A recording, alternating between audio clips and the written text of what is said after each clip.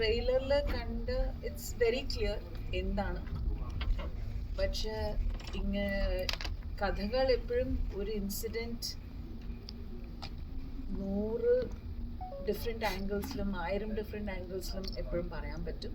So ഞങ്ങളുടെ director Anubhav Sinha has taken Assi in a completely different perspective of a sexual assault. Assi എന്ന് പറഞ്ഞത് അതിൻ്റെ meaning is 80 ട്രെയിലറിൽ ആദ്യം തന്നെ നിങ്ങൾ കണ്ടപോലെ statistics says that every day in India there are 80 sexual assault cases registered as an FIR. Registered cases are 80 per day. Non-registered we don't know. So 80 is a number which is very shocking, and we want people to understand what is happening in our society. മുമ്പ് നടന്നിട്ടില്ല എന്ന് പറയുന്നില്ല, പക്ഷെ ഇപ്പോൾ നടക്കുന്നുണ്ട്. അതിന് statistics ഉണ്ട്, അതിന് there is so much of media coverage, people are aware, but still this is happening. So what do we do about this number? The best part about Assi is the trailer is very clear. It tells exactly what the story is about, and they have not hidden anything. So the thing is, we need to, it's an urgent matter to discuss. ഒരു conversation തുടങ്ങാനുള്ള ഒരു very urgent മാറ്ററാണ് ഇപ്പോൾ സൊസൈറ്റിയിൽ നമ്മുടെ നാട്ടിൽ നടക്കുന്ന പല പല ഇൻസിഡൻസ് വായിക്കുമ്പോൾ. So this is the introduction I want to say.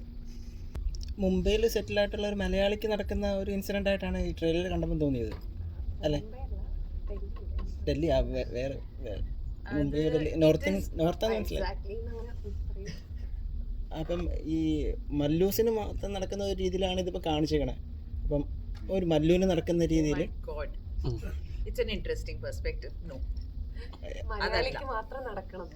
അല്ല, ഈ ട്രെയിലർ കണ്ടപ്പോൾ എനിക്ക് അങ്ങനെ തോന്നി. ഒരു മലയാളിക്ക് നടക്കുന്ന ഒരു സ്റ്റോറി ആയിട്ടാണ് കാണിക്കുന്നത്, അല്ലേ? അതെ. അപ്പം മൊത്തത്തിൽ എല്ലാവർക്കും കൂടെ അല്ലേ എല്ലാ ഈ അസി എന്ന് പറഞ്ഞത് ടോട്ടൽ നമ്പർ ഓഫ് കൗണ്ട് അല്ല ഇൻ ഇന്ത്യയിലുള്ള. അപ്പം രജിസ്റ്റർ ചെയ്തിട്ടുള്ള 80 എന്നാണ് പറഞ്ഞത്. അപ്പം രജിസ്റ്റർ ചെയ്യാത്ത മാമിൻ്റെ പെർസ്പെക്റ്റീവിൽ എത്ര വരുമെന്നാണ് ഒരു ഊഹം? അത് സ്റ്റാറ്റിസ്റ്റീഷ്യൻസിന്റെ അടുത്ത് ചോദിക്കേണ്ടി വരും. നിങ്ങൾ ജേർണലിസ്റ്റിനെ അറിയണം. അതെ, നിങ്ങളുടെ ഒരു ജോലിയാണ്. ഇങ്ങനൊരു ഫിലിം മേക്ക് ചെയ്ത രീതിയിൽ അതിൽ സ്റ്റോറി എല്ലാം കേട്ടിട്ടായിരിക്കുമല്ലോ മാം ഇത് കമ്മിറ്റ് ചെയ്തത്. അപ്പം അതുകൊണ്ടാണ് ചോദിച്ചത്. അല്ല, ബിക്കോസ് കറക്റ്റ് അങ്ങനെ പറയാൻ പറ്റില്ലല്ലോ. രജിസ്റ്റേർഡ് കേസസ് അല്ലേ നമ്മുടെ അടുത്ത് സ്റ്റാറ്റിസ്റ്റിക്സ് ഉള്ളൂ, അല്ലാത്തത് നമുക്കറിയില്ലല്ലോ. മാം, ഇതുപോലുള്ള ചിത്രങ്ങൾ നമ്മൾ കാണുന്ന സമയത്ത് നമുക്കെല്ലാം ഈ പറഞ്ഞ ഒരു ദിവസം 80 കേസുകൾ രജിസ്റ്റർ ചെയ്യപ്പെടുന്നുണ്ടെന്ന് പറയുമ്പോൾ തന്നെ അത് ഒരു ടെററായിട്ടുള്ള കാര്യം തന്നെയാണ്. അപ്പോൾ നമ്മൾ എത്രത്തോളം സേഫ്റ്റിയാണ്, അതിപ്പം നമ്മുടെ സിസ്റ്റത്തിൻ്റെ വീഴ്ചയാണോ അതോ വ്യക്തികളുടെ വീഴ്ചയാണോ? അതായത് ഇങ്ങനെ ഒരു ദിവസം ഇത്രയും ക്രൈം നടക്കുക എന്ന് പറയുന്നത് ഒരു നമ്മുടെ രാജ്യത്തെ സംബന്ധിച്ച് വലിയൊരു ക്രൈം റേറ്റ് തന്നെയാണ്. അത് അറിയപ്പെടാതെ പോകുന്നത് അത് അതിലും വലിയത്. ഇതിപ്പോൾ ട്രെയിലറിൽ നമ്മൾ കാണുന്ന സമയത്ത് നമ്മുടെ സിസ്റ്റത്തിൽ ഉണ്ടാകുന്ന ചില വീഴ്ചകൾ അല്ലെങ്കിൽ നിയമക്കുരുക്കുകൾ എന്ന് പറയാമല്ലോ. അപ്പം ഇതിങ്ങനെയാണ്, ഇവിടെ സിസ്റ്റം ഇങ്ങനെയാണ്, ഇവിടെ ഇങ്ങനെയാണ്, ഇതിങ്ങനെ നടക്കൂ എന്ന് നമുക്ക് പ്രതികരിക്കണം എന്ന് ആഗ്രഹമുണ്ടെങ്കിലും പ്രതികരിക്കാൻ പറ്റാത്ത കൈയും കാലം കെട്ടിരുന്ന അവസ്ഥ. ശരിക്കും ഈ ട്രെയിലറിൽ നമുക്ക് ഈ സിനിമ പ്രേക്ഷകന് നൽകുന്ന ഒരു മെസ്സേജ് എന്തായിരിക്കും? ഇതില് അനുഭവ്ജി ബ്യൂട്ടിഫുൾ ആയിട്ട് പറഞ്ഞിട്ടുള്ളത്, ഒരു ഇൻസിഡന്റ് നടക്കുന്ന ആ മൊമെന്റ് തൊട്ട് ഉടനെ സംഭവിക്കുന്ന കാര്യങ്ങൾ ആരാണ് ആദ്യം നോക്കുന്നത്, കാണുമ്പോൾ അവരുടെ ഒരു പെർസ്പെക്റ്റീവ്, പിന്നെ അവിടെ നിന്ന് പോലീസ് വരുന്നത്, പിന്നെ ഹോസ്പിറ്റൽ, പിന്നെ ഈ സ്ത്രീ അവളുടെ ഇമ്മീഡിയറ്റ് ഹസ്ബൻഡ് ആൻഡ് ചൈൽഡ്, പിന്നെ കുറച്ചും കൂടി ചുറ്റുമുള്ള ബിൽഡിങ്ങിലുള്ള ആൾക്കാർ, you know. So he has seen ഓരോ ലെയറിൽ ഇതിൻ്റെ റിയാക്ഷൻ. ഈ ഒരു ഇൻസിഡൻറ്റ്, ഒറ്റ ഇൻസിഡൻ്റാണ് ഈ പടത്തിൻ്റെ കഥ. ഈ ഒറ്റ ഇൻസിഡൻറ്റിന് എത്ര പേരെ ബാധിക്കുന്നുണ്ട്, എത്ര ആൾക്കാർ എങ്ങനെയൊക്കെ അതിന് പ്രതികരിക്കുന്നുണ്ട് എന്ന് പല ലേയേഴ്സാണ് ഈ സിനിമയിലൂടെ പറയാൻ ശ്രമിച്ചിട്ടുള്ളത്. പിന്നെ എൻഡിൽ കോർട്ടിൽ വരുന്ന have the defendant and the prosecutor, പിന്നെ you have the people in the court, പിന്നെ അത് കഴിഞ്ഞിട്ട് the end is the judge. Because whatever it is, ഒരു ജഡ്ജ്മെന്റ് കൊടുക്കാൻ വേണ്ടിയിട്ട് ജഡ്ജിന് ആവശ്യമുള്ളത് എവിഡൻസ് ആണ്.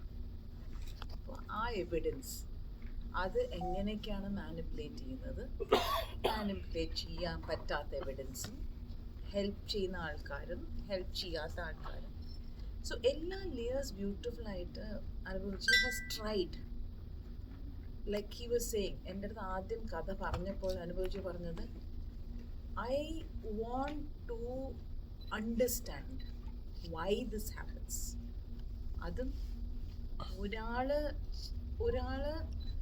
മൊളസ്റ്റ് ചെയ്യുന്നത് ഒരു കാര്യം, പക്ഷെ 4 പേരും ഒരേപോലത്തെ മൈൻഡ് സെറ്റ് എങ്ങനെ അവർക്ക് അത് വരുന്നു?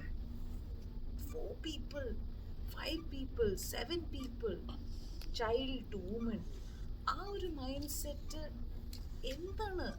അതിൻ്റെ ഒരു സ്റ്റഡിയാണ് ഈ പടം എന്നാണ് അനുഭവിച്ച് പറഞ്ഞത്. അങ്ങനെ വന്ന ഒരു സ്ക്രിപ്റ്റാണ്. സോ ഐ ഫീൽ ദാറ്റ് ഈ സിനിമ കണ്ടു കഴിഞ്ഞിട്ട് ആണ് നമ്മുടെ ഉള്ളിൽ പല കാര്യങ്ങൾ നമുക്ക് തോന്നാൻ തുടങ്ങും. അപ്പോഴാണ് കോൺവെർസേഷൻസ് തുടങ്ങും എന്ന ഒരു വിശ്വാസമുണ്ട്. ചിലപ്പോൾ ഒരു തവണ ആയിരിക്കാം അബ്യൂസ് ചെയ്യപ്പെടുന്നത്, പക്ഷേ ഈ ഒരു ഫേസിലൂടെ പോകുമ്പോൾ പല ഈ പറഞ്ഞ നിയമപരമായിട്ട് അവിടുത്തെ ക്വസ്റ്റ്യനിങ്, പോലീസ്, കോർട്ട്, അപ്പോൾ അവിടെ എല്ലാം ആ വിക്ടിം ഫേസ് ചെയ്യുന്ന ഒരു ചലഞ്ചിങ് ഉണ്ട്. എങ്ങനെ ഇത് അവരൊരു മെൻ്റൽ ടോർച്ചർ ഉണ്ടല്ലോ. അപ്പോൾ ഈ ഒരു ക്യാരക്ടർ ഫേസിലോട്ട് പോകുമ്പോൾ എങ്ങനെ ഉണ്ടായിരുന്നു ആ ഒരു ഫേസ് ചെയ്ത് അത് ഫെയിൽ ചെയ്ത് നോക്കിയ സമയത്ത്? അത് തന്നെയാണ് നന്നായി അത് ചോദിച്ചത്. പലപ്പോഴും നമുക്ക് പരാതിപ്പെടാൻ പോകാൻ തോന്നാത്തതിൻ്റെ കാരണം ഇത് വീണ്ടും അത് ഓർക്കുക, പറയുക, അതുണ്ടാക്കുന്ന ട്രിഗർ. ഇനിയിപ്പോൾ അത് ആ സമയത്ത് ഓരോ ചോദ്യങ്ങളുണ്ടാവും. അത് കാരണം ഒരു നിയമത്തിന് മുമ്പിൽ പോകുമ്പോൾ നമുക്കതിന് എവിഡൻസ്, കൃത്യതകൾ ഒക്കെ വേണം. അപ്പം ചില സമയത്ത് ഞാൻ വായിച്ചിട്ടുണ്ട്, നമുക്കൊരു ട്രോമ ഉണ്ടാകുമ്പോൾ എല്ലാ ആൾക്കാരും അല്ല, ചില ആൾക്കാരെങ്കിലും ആ ഡീറ്റെയിൽസ് മറക്കാൻ നോക്കും. നമുക്കത് ഒരു ട്രോമയിൽ നിന്ന് രക്ഷപ്പെടാനുള്ള ഒരു മനുഷ്യൻ്റെ ഒരു റെസ്പോൺസ്, അത് മറന്നു പോട്ടെ എന്നുള്ള ഒരു രീതിയുണ്ട്. പക്ഷേ നമ്മളൊരു പരാതിപ്പെടാനായിട്ട് പോകുന്ന സമയം നമ്മൾ ഓരോ കൃത്യമായ കാര്യങ്ങളും ചിലപ്പോൾ ഓർത്തിരിക്കണം, അത് വീണ്ടും പറയണം. അപ്പോൾ അതൊരു കോൺസ്റ്റൻ്റ് ഒരു നെഗോഷിയേഷനാണ്. നമുക്കിത് മറന്ന് എങ്ങനെയെങ്കിലും മുമ്പോട്ട് പോകണം എന്ന് ആഗ്രഹിക്കുന്ന സമയത്ത് തന്നെ ഇത് പരാതിപ്പെട്ട് ഇതിന് വേണ്ട ജസ്റ്റിസ് കിട്ടണം എന്ന് ആഗ്രഹിക്കുന്നതുകൊണ്ട് ഇത് ഓർത്തെടുക്കണം. അപ്പം അങ്ങനെ ഒരു അവസ്ഥ ഉണ്ടാവാം. അത് ഓരോ ആളുകൾക്കും ഓരോ സർവൈവറിനും അത് ഓരോ രീതിയിലായിരിക്കാം. എത്രയായാലും പക്ഷെ നമ്മൾ മൊഴി കൊടുക്കാനൊക്കെ ഇപ്പം നമുക്കത് പിന്നെ പറയാനും അതത്ര ഒരു നല്ലൊരു ഫീലിംഗ് അല്ല. പിന്നെ നമ്മൾ കോടതി പോകുമ്പോൾ ഈ പർട്ടിക്കുലർ സിനിമ ചെയ്യുന്ന സമയത്ത് നമ്മൾ ആ തിരക്കഥ വായിക്കുന്ന സമയത്ത് തന്നെ നമുക്കിങ്ങനെ തോന്നും, ഓഹ് ഇത് വീണ്ടും പറയുന്നു. പിന്നെ നമ്മൾ സ്റ്റേറ്റ്മെന്റ് എടുക്കാൻ വീട്ടിൽ ചിലപ്പോൾ വരും, ഓർമ്മ വരുന്ന രീതികൾ പലതായിരിക്കും. പക്ഷെ ഇങ്ങനെ പോകേണ്ടത് നമ്മൾ വീണ്ടും നമുക്ക് തന്നെ അറിയുന്ന കാര്യം നമുക്ക് പഠിപ്പിച്ചു തരുന്ന പോലെ അതിനകത്തൊരു അബ്സേർഡിറ്റി ഉണ്ട് ഏതൊരു രീതി ആലോചിക്കും. അങ്ങനത്തെ കുറെ ഒരു സർവൈവർ കടന്നു പോകാമെന്ന്, അതായത് നിയമത്തിന് മുമ്പിലേക്ക് പോകാമെന്ന് തീരുമാനിച്ച് പോയി നിൽക്കുമ്പോൾ ഉണ്ടാകുന്ന ഈ അസംബന്ധം നമുക്ക് തോന്നും. പക്ഷെ അതേ ഉള്ളൊരു മാർഗം ശരിക്കും പോകാൻ. അത് കുറച്ച് അടുത്തറിയാൻ പറ്റി എന്ന് പറയുമ്പോൾ ഒരിക്കലും നമ്മൾ ശരിക്കും ഉള്ള അവസ്ഥയിലല്ല അത് അഭിനയിക്കാൻ പോകുന്നത്. ഇത് നമ്മൾ വളരെ വ്യത്യാസമുണ്ട്. അപ്പോഴും എന്നാലും നമ്മൾ ഓരോ തവണയും ഓഫ് എന്ന് വിചാരിക്കുക. അല്ലെങ്കിൽ ചോദ്യങ്ങൾ വരുന്ന സമയത്ത് ഇതെന്ത് ചോദ്യമാണ് എന്ന് നമുക്ക് തോന്നുന്ന പല കാര്യങ്ങളുണ്ടാവാം. ഇങ്ങനെ പറഞ്ഞാലും അത് വിശ്വസിക്കാൻ പറ്റുന്നില്ല എന്നുള്ള മറ്റ് മനുഷ്യരുടെ ഇത് കേൾക്കാൻ പറ്റും. അതുതന്നെ ആ ഒരു മുറിയിലിരിക്കുന്നതിൽ പലരും ഒരുപാട് പേര് ചിലപ്പോൾ സിമ്പതിയോടെ നോക്കും. നമുക്ക് ചിലപ്പോൾ ആ രീതിയിലുള്ളൊരു സിമ്പതി ആയിരിക്കില്ല വേണ്ടത്, നമുക്ക് അണ്ടർസ്റ്റാൻഡിങ് ആയിരിക്കും ചിലപ്പോൾ വേണ്ടത്. പിന്നെ ചിലരുടെ ഭാഗത്തുനിന്ന് നമുക്ക് ഒരു പ്രത്യേക തരത്തിലുള്ള സ്നേഹവും മനസ്സിലാക്കലും വേണമായിരിക്കും. അതൊന്നും ആയിരിക്കണം എന്നില്ല അവിടെ നടക്കുന്നത്. അപ്പം അത് എനിക്ക് ഉറപ്പായിട്ട് ഇത് അഭിനയിക്കണോണ്ടും ഇനിയിപ്പോൾ എനിക്ക് തോന്നുന്നു നമ്മൾ അഭിനയിച്ചില്ല, ഇപ്പം ആ തിരക്കഥ വായിച്ചാലോ അല്ലെങ്കിൽ ഈ സിനിമ ഇപ്പം ഞാൻ കാണുകയാണെങ്കിലും ചിലപ്പോൾ നമുക്ക് അതുപോലെ തന്നെ മുമ്പോട്ട് അതിനോട് ചേർന്ന് നിന്ന് അത് അനുഭവിക്കാൻ പറ്റായിരിക്കും. അതുകൊണ്ട് എനിക്ക് ആ സിനിമ ആ രീതിയിലൊരു ഇമ്പോർട്ടൻ്റ് ആണെന്ന് തോന്നുന്നത് ആ കോർട്ട് റൂം ഡ്രാമയാണ്. അതായത് സ്റ്റാൻഡപ്പ് ചെയ്യാൻ തീരുമാനിക്കുന്ന ഒരു സർവൈവർ ശരിക്കും എൻ്റെ കൂടെ ആയിരിക്കും. അതിൽ തന്നെ പല നുവാൻസ്, പല പ്രശ്നങ്ങളുടെ പലരുടെ പലതായിരിക്കും. ഈ ഒരു പെർട്ടിക്കുലർ ഇൻസിഡൻ്റ് ആണ് നടക്കുന്നതെങ്കിൽ അവർ എൻ്റെ കൂടെ ഒക്കെ പോകുന്നുള്ളതിൻ്റെ ഒരു ഇൻസൈറ്റ് ആണ് ഇതിൽ നിന്ന് കിട്ടുന്നത്. അത് വളരെ ഇമ്പോർട്ടൻ്റ് ആണ്. അപ്പം ആ നിയമവ്യവസ്ഥ മാറേണ്ട സമയം കഴിഞ്ഞില്ല, അതുകൊണ്ടായിരിക്കും ശിക്ഷ നമ്മൾ പറയാതിരിക്കണം. എന്തുദ്ദേശിച്ചു? അല്ലല്ല, ഇപ്പം ഞാനിപ്പോൾ പോക്കറ്റ് അടിക്കുവാണെന്നുണ്ടെങ്കിൽ ഇത്ര രൂപ ഫൈൻ അടിച്ചാൽ മതി, എനിക്ക് ജയിലിൽ കിടക്കാതെ ഇറങ്ങാൻ പറ്റും. അപ്പം ഞാനൊരു ഇതുപോലെ ഒരു കൊല ചെയ്യുകയാണെന്നുണ്ടെങ്കിൽ ഇത്ര വർഷമായിരിക്കും ജയില്. അത് ഇന്ന നടപടികളുണ്ടെങ്കിൽ ഇത്ര വേണമെങ്കിൽ ഒരു പരോളിനായിട്ടോ അല്ലെങ്കിൽ ഒരു നല്ല നടപടിക്ക് എനിക്ക് വേണമെങ്കിൽ നേരത്തെ ജയിലിൽ നിന്ന് ഇറങ്ങാം. അപ്പോൾ ഓരോ നിയമത്തിനും ഓരോ ലുപ്പ് ഹോളുണ്ട്. ഇപ്പോൾ ഈ പറഞ്ഞ പോലെ റേപ്പ് ചെയ്യപ്പെടുകയാണെന്നുണ്ടെങ്കിൽ അതിന് അതിങ്ങനെ വായ്ദ വെച്ച് കാലതാമസം എടുത്ത് അവസാനം ഈ പല തെളിവുകൾ നശിക്കപ്പെട്ട പോലെ ഒരുപാട് കേസുകൾ നമ്മൾ കാണുന്നതാണ്. കാലതാമസം എടുക്കും എന്നുള്ള ഒരു വലിയ പ്രശ്നമാണ്. എനിക്ക് ഇന്ത്യൻ ജുഡീഷ്യൽ സിസ്റ്റത്തിൽ തന്നെ എപ്പോഴും കേസുകൾ ഒരുപാട് കാലം എടുത്താണെന്നുള്ളത്, പ്രത്യേകിച്ച് എല്ലാ കേസുകളും എനിക്ക് ശരിക്കും പറഞ്ഞു കഴിഞ്ഞാൽ ഇമ്മീഡിയറ്റ്ലി അതിൻ്റെ പ്രൊസീജിയറിലോട്ട് പോകേണ്ടതാണ്. പക്ഷെ അങ്ങനെയല്ല നടക്കുന്നുള്ളത് ഉറപ്പായിട്ട് അതിന് ഇമ്പാക്റ്റ് ചെയ്യും. പക്ഷെ ശിക്ഷ ഇതായോണ്ട് എങ്ങനെ ചെയ്യും? അങ്ങനെയാണോ? അങ്ങനെയാണെങ്കിൽ പല സ്ഥലങ്ങളിലും അതായത് ഇപ്പം റേപ്പ് ചെയ്യപ്പെടുന്ന ഒരു വ്യക്തി അത് തെളിയിക്കപ്പെടുകയാണെന്നുണ്ടെങ്കിൽ ഡയറക്റ്റ് വധശിക്ഷ അല്ലെങ്കിൽ അത് ഏറ്റവും ബ്രൂട്ടലായിട്ടുള്ളൊരു നടത്തുകയാണെന്നുണ്ടെങ്കിൽ അത് അറിയുന്നവർക്ക് പേടി വരും. നാളെ ഞാൻ ഈ പേടിച്ചോണ്ടാണോ നമ്മൾ അങ്ങനെ ബിഹേവ് ചെയ്യാതിരിക്കേണ്ടത്? ഐഡിയലി ആണ് ചെയ്യേണ്ടത്. ഐഡിയലി പേടിച്ചിട്ടാണോ ഒരാൾ നന്നായിട്ട് ഒരു മനുഷ്യനോട് പെരുമാറേണ്ടത്? ഒരിക്കലും അല്ല. പേടിച്ചിട്ടല്ല. നമുക്ക് ശരിക്കും ജെനുവിനായിട്ട് ഒരു അടുത്തിരിക്കുന്ന ആൾക്കാരുടെ നന്നായിട്ട് പെരുമാറാൻ തോന്നണം. തീർച്ചയായും. നമുക്ക് ഇപ്പോ വീട്ടിലിപ്പോ ഒരു സിറ്റുവേഷൻ നമുക്ക് അച്ഛനോടോ അല്ലെങ്കിൽ അമ്മയോടോ അല്ലെങ്കിൽ അനിയത്തിയുടെ അടുത്തോ ആരോടെങ്കിലും നമുക്ക് ദേഷ്യം വന്നു, നമ്മൾ അടിക്കുവോ, നമ്മൾ അല്ലെങ്കിൽ കൊല്ലുവോ? നമ്മൾ ചെയ്യില്ലല്ലോ. പക്ഷെ അപൂർവമായിട്ടോ അല്ലെങ്കിൽ റയറായിട്ടോ നമ്മൾ അങ്ങനത്തെ പത്രത്തിൽ വായിക്കും, ഇതെങ്ങനെയാണ് ഒരു അച്ഛൻ മോളെ കൊന്നത്, അല്ലെങ്കിൽ അപ്പൊ നമ്മൾ അതിൽ ഞെട്ടണ്ട. പക്ഷെ പരമാവധി നമ്മളെപ്പോഴും അങ്ങനെ നമുക്ക് ഇമോഷൻസ് വന്നാലും നമ്മൾ അങ്ങനെ പെരുമാറരുത് എന്നുള്ളൊരു ബോധം മനുഷ്യർക്ക് ഉണ്ടായിരിക്കുക എന്നുള്ളതാണ്. അല്ലാണ്ട് ഇത് ചെയ്താൽ എന്നെ ജയിലിലിടാം അല്ലെങ്കിൽ എനിക്കൊരു ഡെത്ത് പെനാലിറ്റി ഉണ്ടാവും അപ്പൊ പിന്നെ ഞാൻ ചെയ്യണ്ട. അതിൽ നിന്ന് വരുന്നത് യഥാർത്ഥത്തിലുള്ള റെസ്പെക്റ്റ് ആണോ, യഥാർത്ഥത്തിലുള്ള സ്നേഹം ഇതാണെന്ന് എനിക്ക് അറിയാം. പെനാൽറ്റി ഇല്ലാത്ത വേറെ വികസിത രാജ്യങ്ങളിലും കേസസ് കുറവുള്ള സ്ഥലങ്ങളുണ്ട്. പലതരത്തിലും വയലൻസ് കുറവുള്ള എത്രയോ, ഇപ്പൊ സ്വീഡൻ, നമ്മൾ ഫിൻലൻഡ്, അവിടെയൊക്കെ ഒരുപാട് രാജ്യങ്ങൾ എടുത്തു കഴിഞ്ഞാൽ വയലൻസ് പൊതുവെ കുറവാണ്. അപ്പൊ അതെന്തുകൊണ്ടാണെങ്കിൽ ഞാൻ പറയായിരുന്നു മിസോറം, ചില സ്ഥലം ഇന്ത്യ നോർത്ത് ഈസ്റ്റ് ഇങ്ങനത്തെ ക്രൈംസ് ഒരുപാട് കുറവാണ്.